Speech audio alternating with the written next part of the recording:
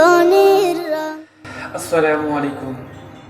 এই যে বেঁচে আছি এটাতেই আলহামদুলিল্লাহ।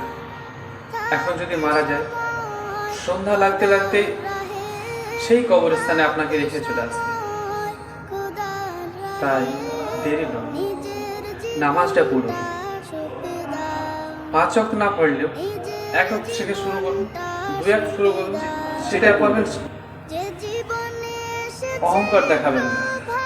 টাকা, ধন, দৌলত, এই অহংকার, সেই কবর কিছুই মানবে না।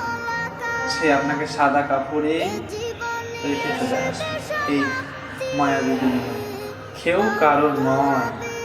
নিচে জীবনের রংধনুটা মুছে যাবে একদিন, জেনে না থাকতে সময় খোদার রাহে, থাকতে সময়